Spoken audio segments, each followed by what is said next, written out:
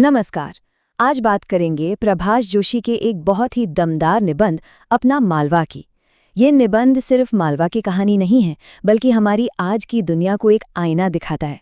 चलिए समझते हैं इसे। तो देखिए, मालवा की कहानी इन दो कहावतों में सिमट जाती है।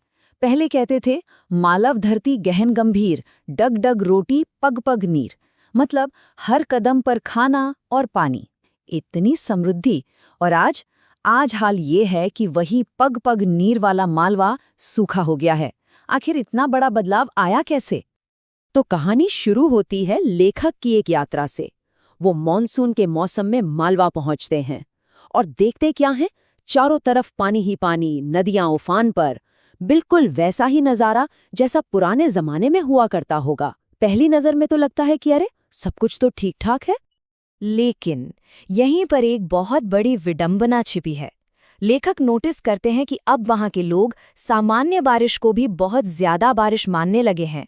सोचिए, इलाका पानी की कमी का इतना आदी हो चुका है कि थोड़ी सी भी ज्यादा बारिश उन्हें बाढ़ जैसी लगती है।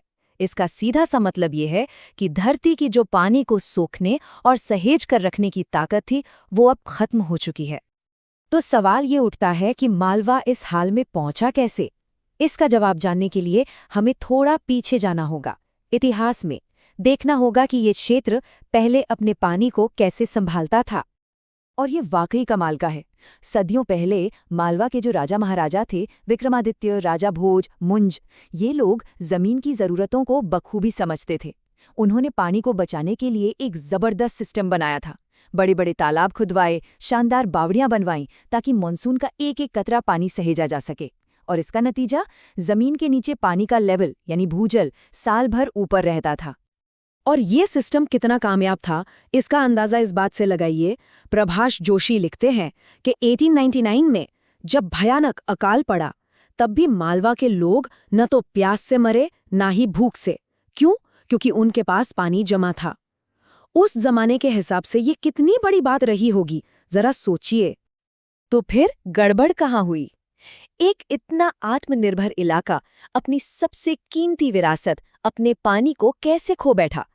लेखक इसका दोष एक नई तरह की सभ्यता को देते हैं, और वो इसे एक नाम देते हैं, खाऊ उजाड़ू सभ्यता।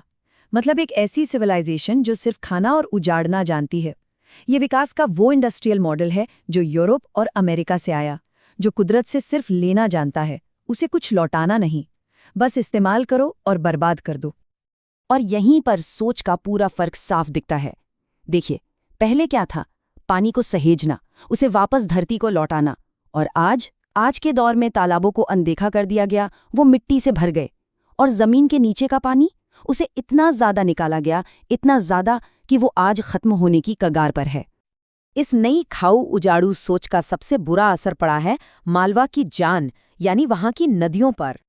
ये नाम देखिए, क्षिप्रा, चंबल, गंभीर, पार्वती। ये सिर्फ नदियां नहीं थी, ये मालवा की जीवन रेखाएं थी, जो कभी साल भर बहती थी, आज वो दम तोड़ रही हैं। यकीन करना मुश्किल है, लेकिन सच यही है।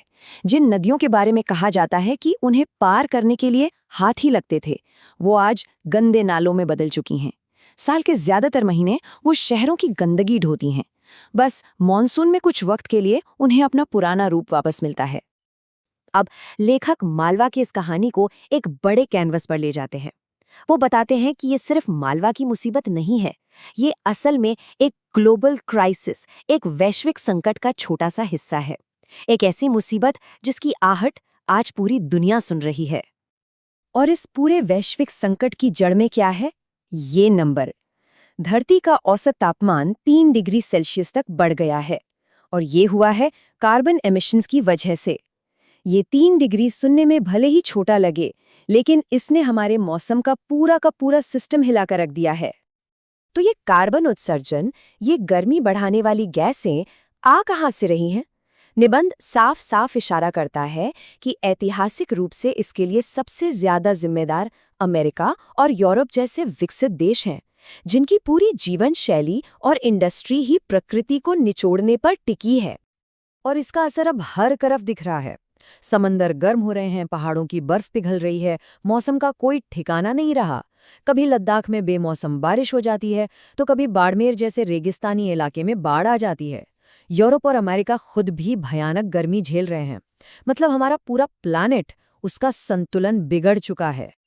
और इतनी बड़ी तबाही सामने देखने के बाद भी लेखक बताते हैं कि अमेरिका का ऑफिशियल स्टैंड क्या है। वो साफ कहते हैं कि हम अपनी खाऊ उजाड़ू जीवन शैली से कोई समझौता नहीं करेंगे। मतलब वो अपनी ज्यादा खपत वाली आदतें बदलने को तैयार नहीं है। और यहीं पर ये निबंध हमें एक बहुत ही बेचैन कर देने वाले सवाल के साथ छोड़ जाता है कि आखिर हम अपनी ही धरती को उजाड़ने पर क्यों तुले हुए हैं। मालवा की कहानी सिर्फ मालवा की नहीं है, ये एक चेतावनी है जो धीरे धीरे हम सबकी कहानी बनती जा रही है।